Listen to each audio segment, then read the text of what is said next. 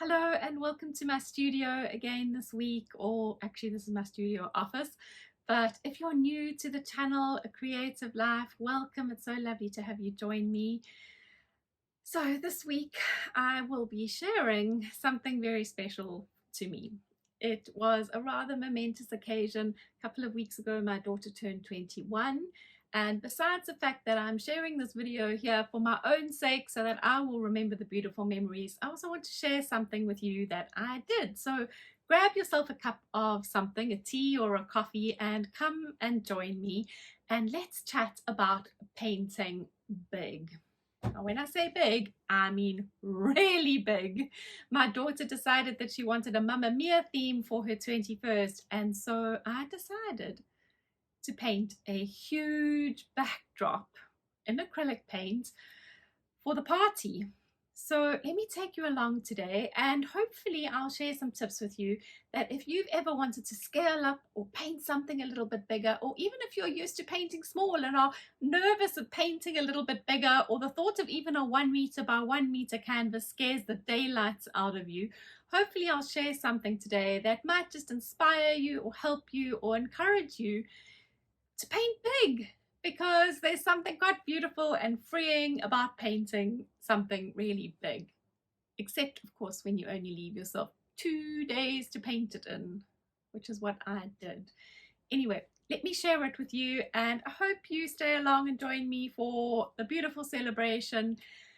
And just to let you know that the painting that I did was painted with just ordinary acrylic paint, no fancy paint or anything needed.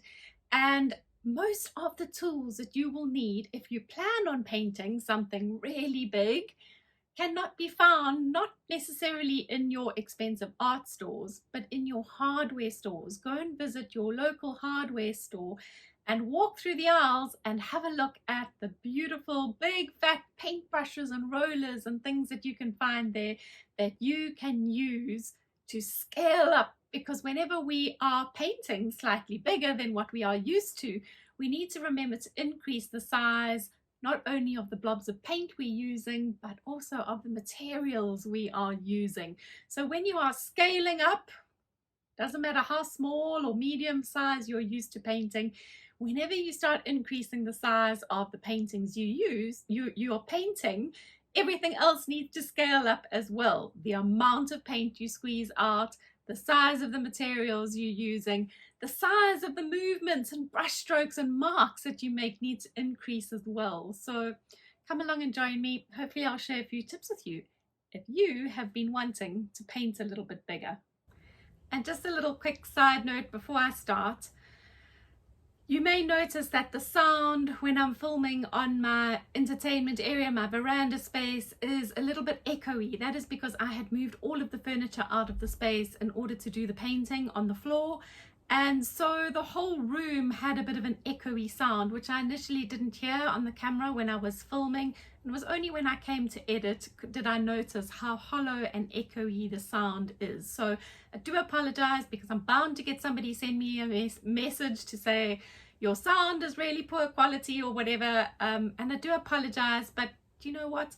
I'm an artist and a painter. I'm not a videographer. I try my best, but it is what it is. So I'm feeling pretty overwhelmed today. In just 2.5 days' time, my daughter Amy is having her 21st birthday party, and all she's ever wanted is a Mamma Mia themed party. And I have agreed to paint a backdrop for her. You know, the typical Greek terrace scene from Mamma Mia with the archway and the blue doors and the bougainvilleas. I agreed to paint a backdrop for her for the party to try and set the scene, and I have left it so late. I only have 2.5 days left to do it, and I'm feeling pretty overwhelmed. There is a 4 meter by 2.5 meter size piece of canvas lying on the floor of my veranda. Outside on my entertainment veranda. In there is my kitchen. And we have some sliding doors here that slide completely back, so my whole kitchen opens out onto our entertainment space. And if I show you what the space looks like right now, I have had to move all the furniture. There is just stuff everywhere. I've got chairs arriving, I've got things arriving for the party, and I've had to shove it all into one corner because I have this giant 4-meter piece of canvas on the floor now, and I have to paint this backdrop. What on earth was I thinking? Besides that, I've left it with just 2 days to paint the wretched thing. I've got Thursday and Friday, and the party's on Saturday. Oh, and I also have to do her cake, and all the other decorations. What was I thinking? I must be mad. I'm actually feeling like I could start to hyperventilate the thought of doing this, but you know what, I'm going to take you along with me, and let's see how we go about from painting. I mean, I'll paint a 1.2 meter canvas, even a 1.5 meter canvas, but I have 4 meters behind me here, 4 meters by 2.5 meters. Talk about scaling up. So how are we going to scale up from what feels like a normal size big painting to what's literally going to be an entire wall, all to be painted in 2 days? Let's give it a try. Now, the first thing I need to start off doing is getting the actual drawing onto the canvas, and the easiest way to do this is to do it with a little bit of charcoal. So I attached a piece of charcoal onto the end of a stick. That way it makes it much easier for me to step back and be able to gain some perspective, because the surface is so big. It's much easier to be able to see if I feel like I'm working with a slightly bigger tool. So by attaching my piece of charcoal onto a piece of stick, it made it a little bit bigger to use. I also then make sure that I'm squeezing out big quantities of paint. No small little blobs of paint needed here. Nice big juicy blobs of paint mixed in some slightly bigger paint brushes. This is probably about the smallest size paintbrush that I will use. So the first thing I need to make sure is that I've got all the big guns out. There really is just no use in pulling out your small little paint brushes when you're working in a big surface as soon as you are scaling up in size. So if you're used to working slightly smaller and you start working bigger, don't still be reaching for your same favorite paintbrush. If you are wanting to scale up and paint a little bit bigger than what you normally do, you need to increase the size of your tools as well. If you're increasing your surface space, increase the size of your tools. That will help you so much. Otherwise, you're going to find you get itty bitty in that really big space, and you're going to start working too many details. And when you're working big, you don't want to be going too detailed too quickly. You want to be blocking in beautiful big areas of color, going in with a few details later on, but to begin with, you want beautiful, plotting out your beautiful big spaces of color. You need to increase the size of your material. So I've got all the big guns out here. I've got some sponge. I've got some beautiful long paint brushes on with long handles. I've got some rollers. This one's a bit small though, although I thought it might be quite helpful to sort of fill in some of the shadows around the door, but I do have another big roller. Yeah, pulling out all the big materials or all the big brushes, and to draw it on with, I've attached a piece of charcoal onto a long stick, just because honestly, when you're working on a small space, it's much easier to hold something small and plot your composition on. But when you're working big, you need freedom. You need to be able to stretch and move your whole arm. You need to be able to, draw big spaces.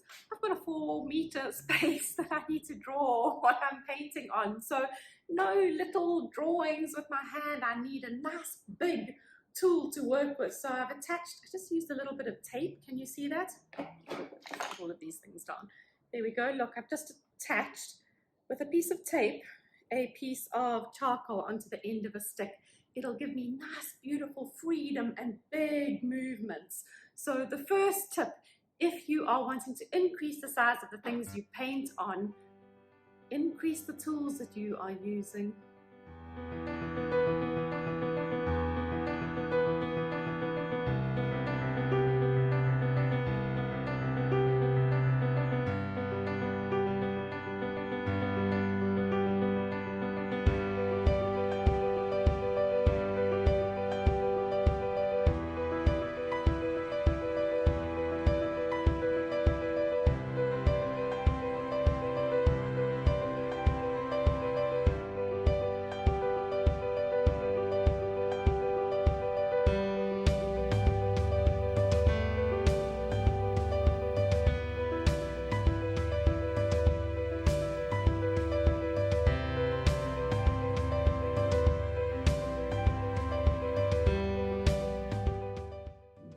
So the light is already fading this afternoon again already so quickly, but I wanted to show you how far I have got.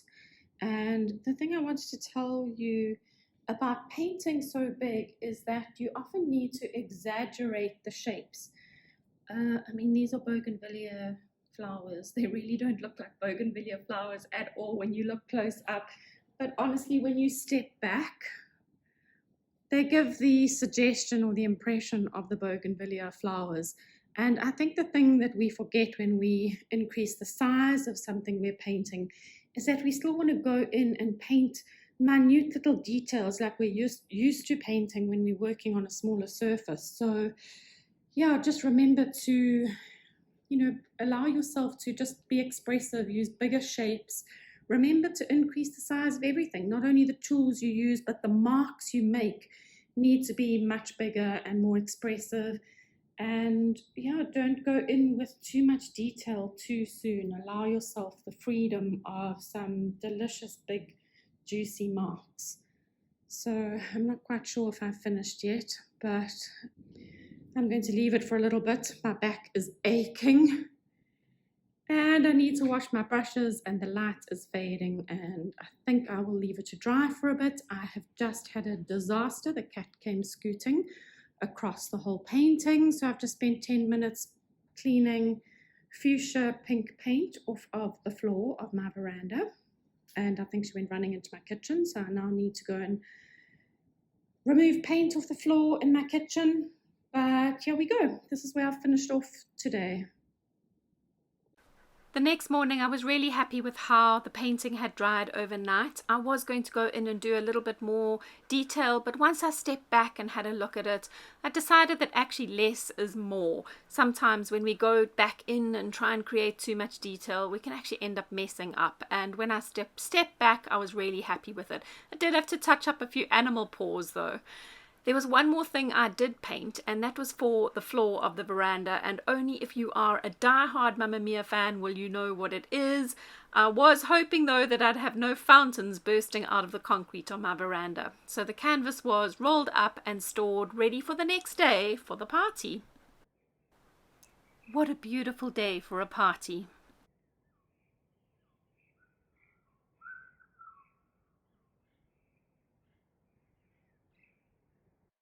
So it is the morning of the party, the big party, and the backdrop is all rolled up and ready to be hung. Let's hope that it doesn't fall down when I hang it up this morning. And there's lots to do. I need to start the morning with making a cake. I have to go and into the kitchen and make a cake. I've pulled in the whole squad to help me. So I have a whole team of boys, all my son's friends that I've roped in who are going to be helping me. Lots of furniture to move around, lots of things to get done. I don't know if you can hear them all yakking away in the kitchen, but I'm so excited. I hope that it's going to look beautiful. I hope that my backdrop isn't going to come tumbling down. But first, let's make a cake. A disco ball cake for Mamma Mia.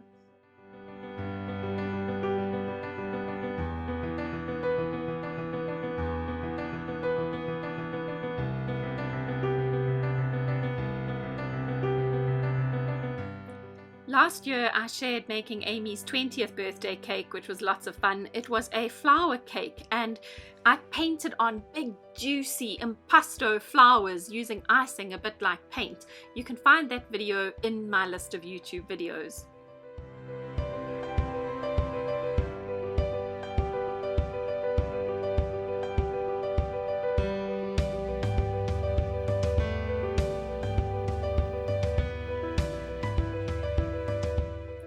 Now for the part that made me hold my breath, getting the backdrop to hang up without it falling down. I enlisted the help of my husband and my son and his friends to get it up. We used a staple gun to staple it to some blinds on our veranda, which are coming down anyway because we're about to do some building alterations.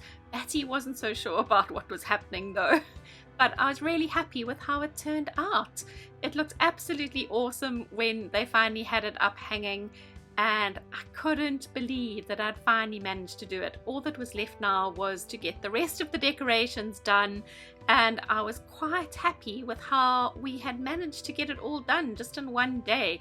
We actually got it done in time for all of us to relax and have a little bit of a drink before all of Amy's friends started arriving. So thanks to all of her friends that roped in and helped. It was such an awesome day, and I was so happy that I had decided to do this backdrop, that I haven't given into my fear of not being able to finish it, or my fear of having to paint something so big.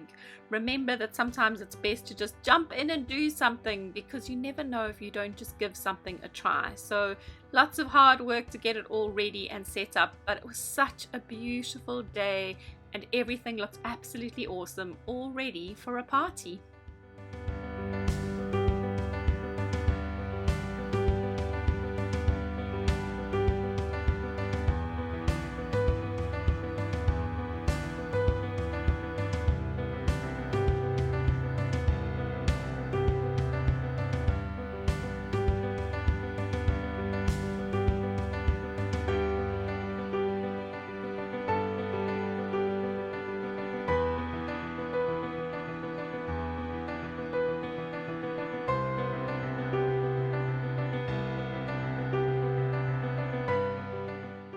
So thanks for joining me today. I hope I've inspired you to paint something bigger than what you are used to painting.